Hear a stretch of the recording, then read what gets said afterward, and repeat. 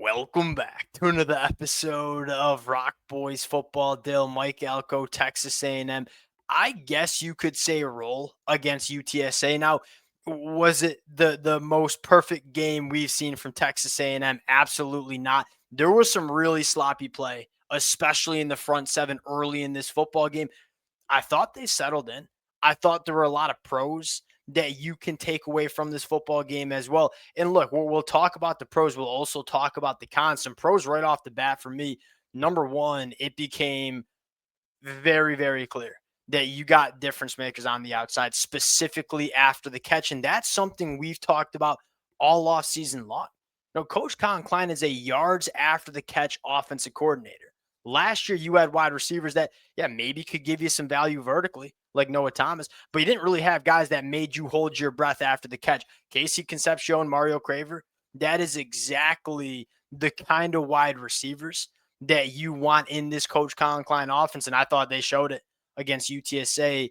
Pass pro was really good too. Now, the run game is a different story, and we'll talk about that. I thought pass protection was absolutely nails, and the last thing I'll say, Dill, thought the secondary looked solid, man. Like that was a problem for Texas A&M down the stretch. There was a lot of stickiness going on. And, I give credit to Owen McCowney. He made some high-level throws, but Texas A&M made him make some high-level throws. Go back to last year, too much easy stuff in the throwing and the passing game. You could tell this is a little bit of a new look secondary. Those are some early pros that I have. We'll talk about the pros and the cons before we do, and as always, to the Texas A&M fans, appreciate you guys. And many of y'all have been showing a lot of love to the boys all off season long. And it's been a blast talking this team. We appreciate you guys. If y'all do enjoy the content, consider subscribing to the channel. And would love to hear how the Texas A&M fans are feeling in the comments section. We were talking about this game before we went live. Like there's a pros and cons. You're not really sure how to feel. So I'd love to hear how the Texas A&M fans are feeling as well. Without further ado, let's get into it. Let's start on the offense side of the football. Biggest takeaway that you had from this game against UTSA? It was the pass protection, and I think that probably starts with being a little surprised about maybe how good it was, especially the tackles. Like I thought Crownover, he's been a guy I've been kind of hard on. I feel like at times. Yeah. I thought he stood tall. Like that's the type of way he needs to play. Obviously, Trey Zune's kind of continuing to build on what I thought was a really good season from last year. I think that's why I'd probably start with the offensive line though, because I know that probably the receivers were what excites most A&M fans the most. Certainly. That's kind of, to me, feels like as advertised. Like I knew they brought in really good receivers.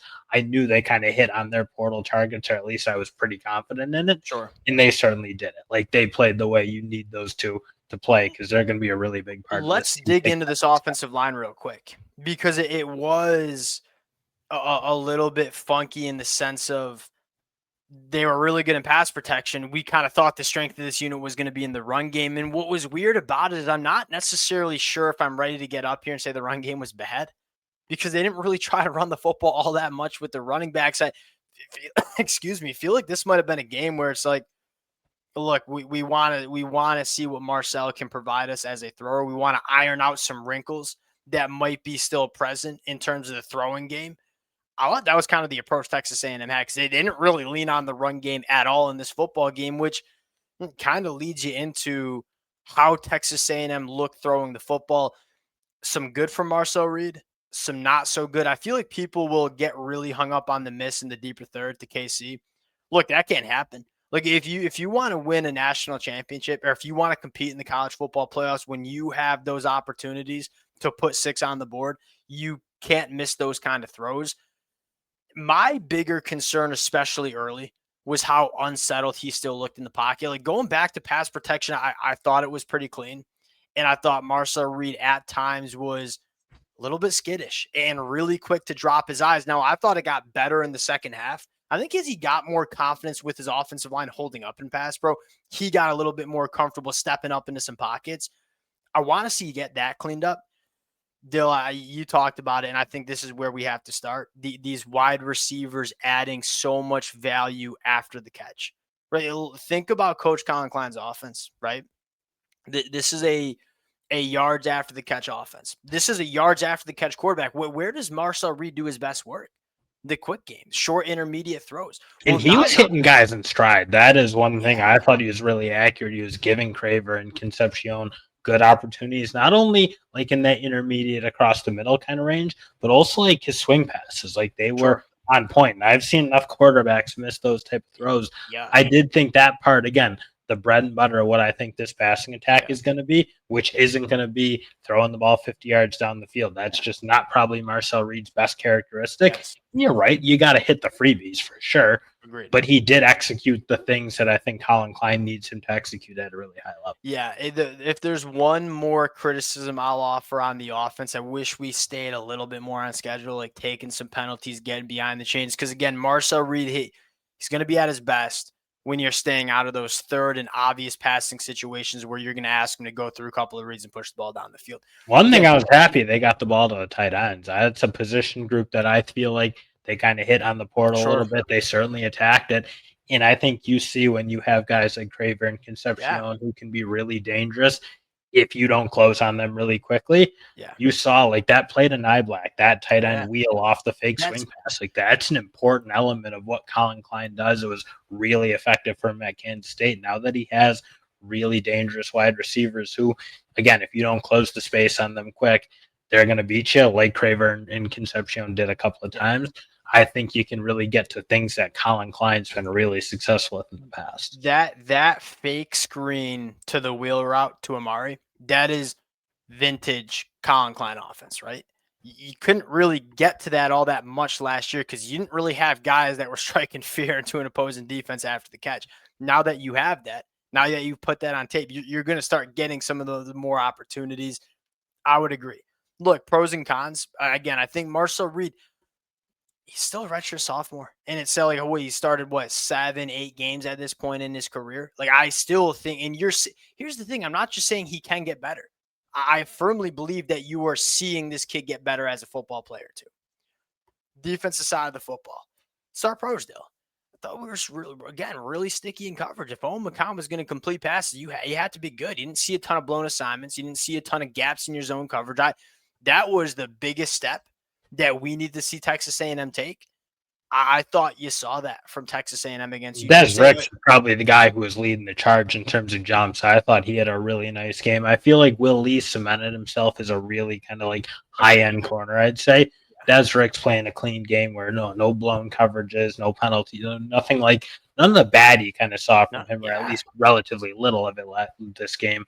That's encouraging because him and Will Will Lee, oh, Julian they Humphrey, can be Will really Lee, good. Des Ricks. They are all physically NFL caliber dudes. We just need a little bit more consistency from that unit. I thought you saw that. The bad. Here's the other thing: the pass rush. Cassius Howell is going to go in the first round of the NFL draft, at least in my opinion. UTSA did a really good job not really good the quick game. We're not going to sit back. Mike Elko talked about this in his post-game press. Like UTSA didn't do a ton of dropping back and letting Texas A&M really get after it, which I thought was smart because I don't think UTSA could consistently block up Texas A&M. I'm still pretty confident with the pass rush. The run stopping was sloppy early. There were some missed tackles. There were some really bad run fits.